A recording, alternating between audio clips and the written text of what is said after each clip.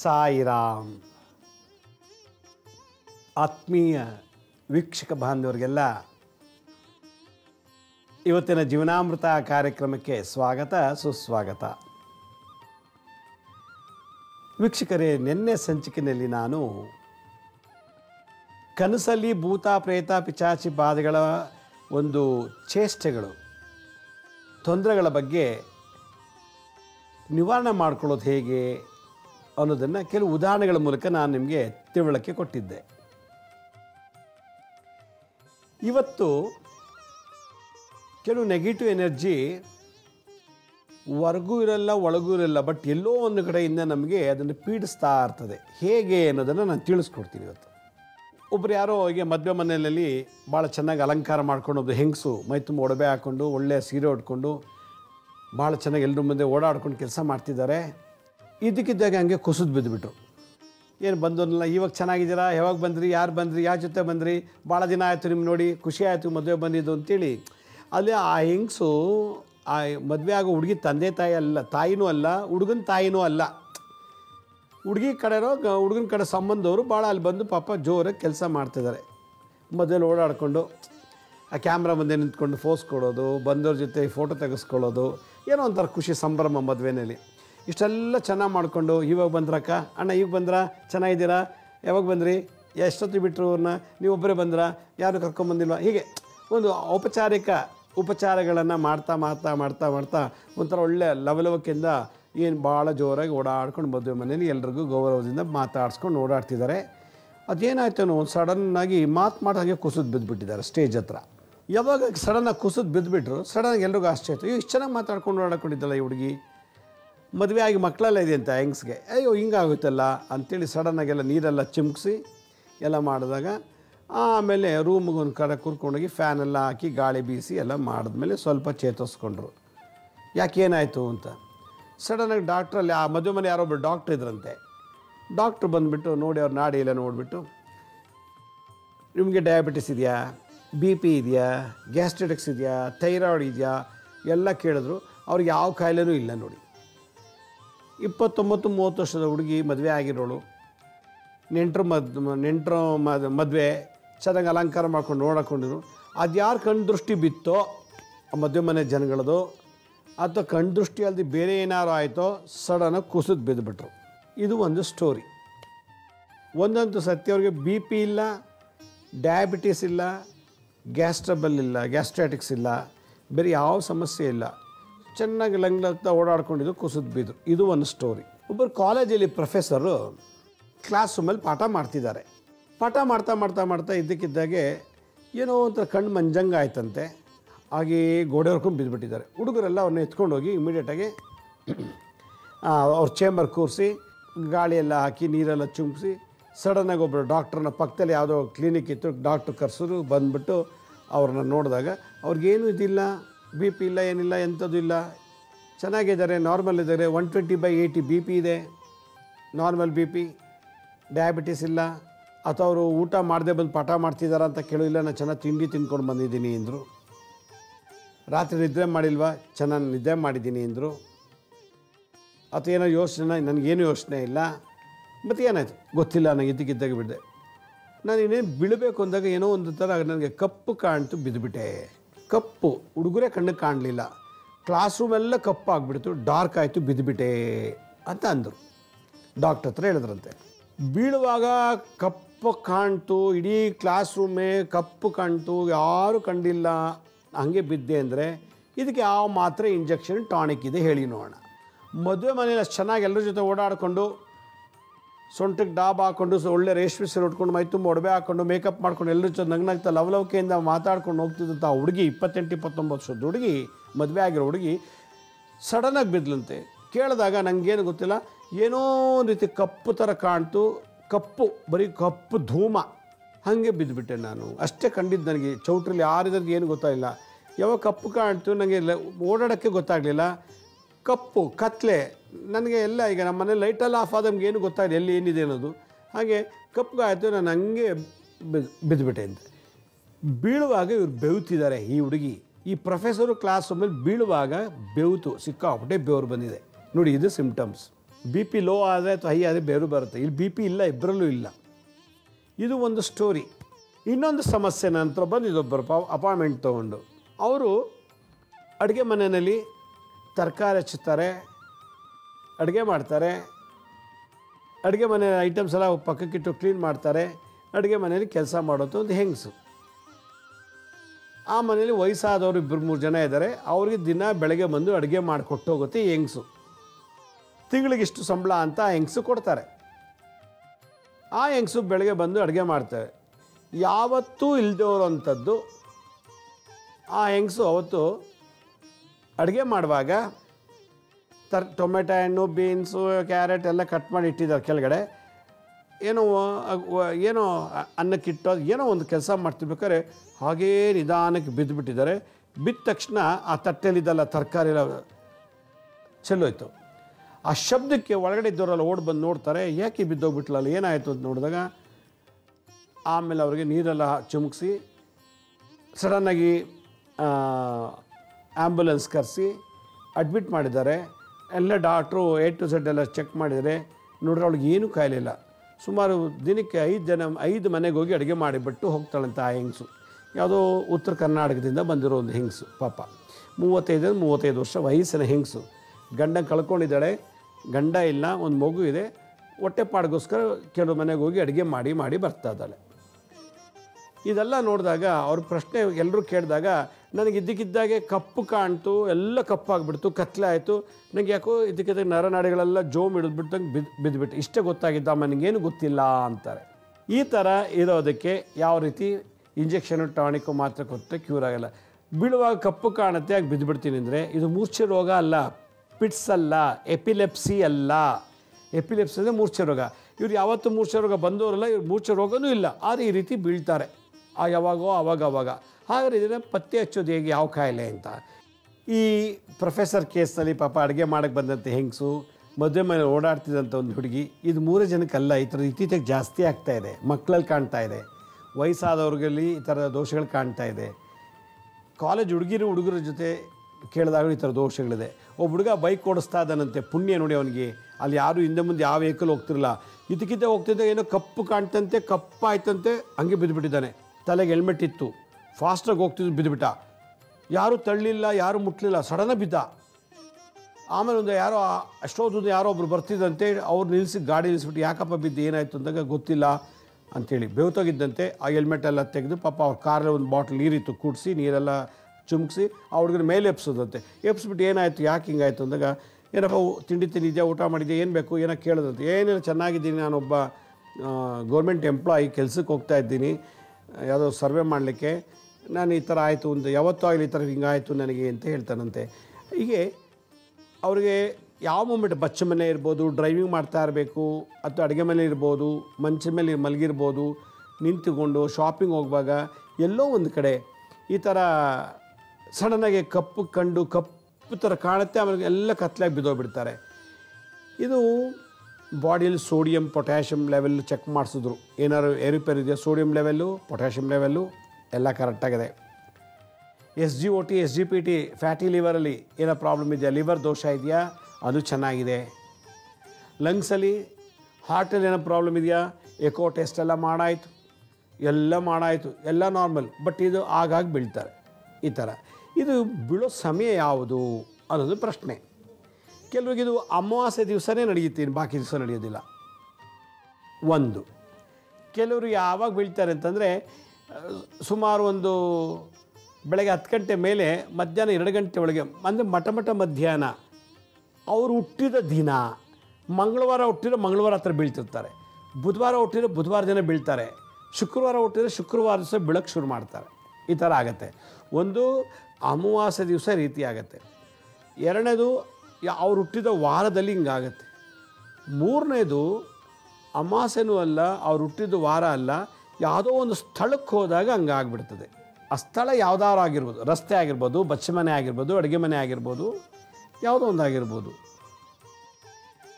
ಆ ಸ್ಥಳದಲ್ಲಿ ಹೋದಾಗ ಒಂದು 15, 20, 30 ನಿಮಿಷ ಆದಮೇಲೆ ಆ ಸ್ಥಳಕ್ಕೆ ಹೋಗಬೇಕು. ಬಾಡಿ ಮತ್ತು ಮನಸ್ಸು, ಬಾಡಿ ಮೈಂಡ್ ಎರಡೂ ಆ ಸ್ಥಳದಲ್ಲಿ. ಅಡುಗೆ ಮನೆ ಉದಾಹರಣೆಗೆ, ಈಗ ಅಡುಗೆ ಮನೆಗೆ ಹೋದ್ರು, ಆ ಹೆಂಗಸು ಬಂದಳು, ಮನೆಯೊಳಗೆ ಬಂದಳು, ಮನೆಯೊಳಗೆ ಬಂದ್ಬಿಟ್ಟು ಎಲ್ಲ ಮಾಡಿ ಅಡುಗೆ ಮನೆಗೆ ಬಂದು ಅಡುಗೆ ಮನೆ ಏನು ಬೇಕೆಲ್ಲ ತೆಗೆದಿಟ್ಕೊತಾಳೆ. ಅಕ್ಕಿ ಬೇಳೆ ಸಾಂಬಾರ್ಗೆ ಆಗುವಂಥದ್ದು ತರಕಾರಿ ಎಲ್ಲ.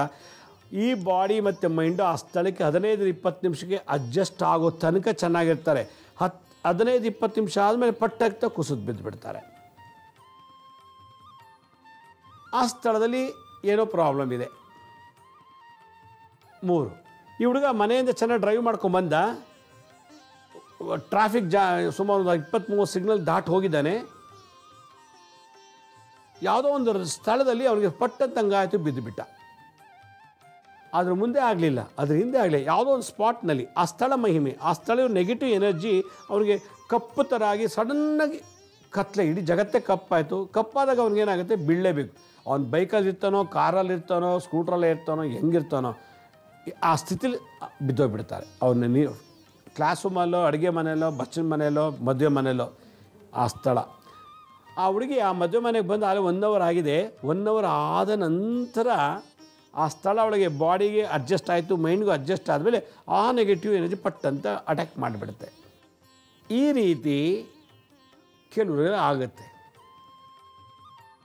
ಇದು ನಾನು ಅನುಭವ ಪಟ್ಟಂತೆ ನನಗೆ ಗಮನಕ್ಕೆ ಬಂದಂಗೆ ಹೇಳೋದಾದರೆ, ಸುಮಾರು ಒಂದು 18 ವರ್ಷ ದಾಟಿದ ಮೇಲೆ 60 ವರ್ಷ ಒಳಗಡೆ ಇದು ನಡೀತದೆ. 60-70 ಮೇಲೆ ಎಷ್ಟೋ ಜನಕ್ಕೆ ಇದು ಬರಲ್ಲ. ಇದು ಏನಕ್ಕೆ ಬರ್ತಾ ಇದೆ? ಇವತ್ತು ಮೆಡಿಕಲ್ ಸೈನ್ಸ್ಗೆ ಇದೊಂದು ಚಾಲೆಂಜ್ ಆಗಿದೆ. ಮಾನಸಿಕ ವೈದ್ಯರು, ಸೈಕಿಯಾಟ್ರಿಸ್ಟು ಮತ್ತು ಬ್ರೈನ್ ಸರ್ಜನ್ಸು,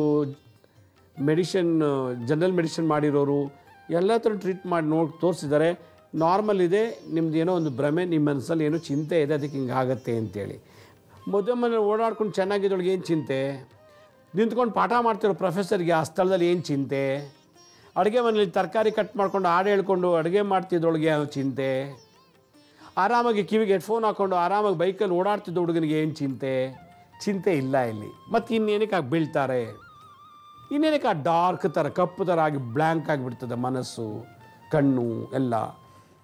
ಆಗ ಒಂದು ಯಕ್ಷ ಪ್ರಶ್ನೆ. ಇದು ಎಲ್ಲ ಥರ ಟ್ರೀಟ್ಮೆಂಟ್ ಆದರೂ ಕೂಡ ಬ್ರೈನೆಲ್ಲ ವೀಕ್ ಇರ್ಬೋದು, ಅಯಾನಿಕ್ ಕರೆಂಟ್ ಫಾರ್ಮೇಷನ್ ಆಗ್ತಿಲ್ಲ, ಬ್ರೈನ್ಗೆ ನ್ಯೂರಾನ್ಸಲ್ಲಿ ಎನರ್ಜಿ ಫ್ಲೋ ಆಗ್ತಿಲ್ಲ, ನ್ಯೂರಾನ್ಸ್ಗೆ ಆಕ್ಸಿಜನ್ ಸರಿಯಾಗಿ ಹೋಗ್ತಿಲ್ಲ, ನ್ಯೂರಾನ್ಸ್ಗಳಿಗೆ ರಕ್ತ ಸಂಚಾರ ಆಗ್ತಿಲ್ಲ, ರಕ್ತ ಸರಬರಾಜು ಸಪ್ಲೈ ಆಗ್ತಿಲ್ಲ ಅನ್ನೋಂಗೂ ಇಲ್ಲ. ಯಾಕಂದರೆ 1 ಸೆಕೆಂಡ್ ಮುಂಚೆ ಚೆನ್ನಾಗಿದ್ರಲ್ಲ ಅವರು, 1 ಅವರ್ ಮದುವೆ ಮನೆ ಓಡಾಡ್ಕೊಂಡು ಚೆನ್ನಾಗಿದ್ದಲ್ಲ, ಆಗ ರಕ್ತ ಹರಿತಿತ್ತು, ಆಕ್ಸಿಜನ್ ಹೋಗ್ತಿತ್ತು ಬ್ರೈನ್ಗೆ. ನಿಂತ್ಕೊಂಡು ಪಾಠ ಮಾಡ್ತಿದ್ದಾಗ ಆಕ್ಸಿಜನ್ ಹೋಗ್ತಿತ್ತು ಬ್ರೈನ್ಗೆ, ರಕ್ತ ಸಂಚಾರ ಆಗ್ತಿತ್ತು. ಬೈಕ್ ಓಡಿಸುವಾಗ ಅವನಿಗೆ ಬ್ರೈನಲ್ಲಿ ರಕ್ತ ಸಂಚಾರ, ಆಕ್ಸಿಜನ್ನು, ಗಾಳಿ ಸಂಚಾರ ಆಗ್ತಿತ್ತು. ಮತ್ತು ಯಾಕೆ ಈ ಥರ ಅವಾಗ ಯಾಕೆ ಆಗಲಿಲ್ಲ, ಈಗಲೇ ಯಾಕಾಯಿತು ಅಂದಾಗ ಕೆಲವು ಅತೃಪ್ತ ಆತ್ಮಗಳು, ನೇಣಾಕೊಂಡು ಸತ್ತಿರೋರು, ಆಕ್ಸಿಡೆಂಟಾಗಿ ಸತ್ತಿರೋರು, ಸ್ವಯಂ ಆತ್ಮಹತ್ಯೆ ಮಾಡ್ಕೊಂಡಿರೋವಂಥವ್ರು, ಅಥವಾ ಮರ್ಡರ್ ಮಾಡಿರ್ಬೋದು, ಯಾರನ್ನಾದರೂ ಬಲವಂತ ಸಾಯಿಸ್ಬಿಟ್ಟಿರ್ತಾರೆ.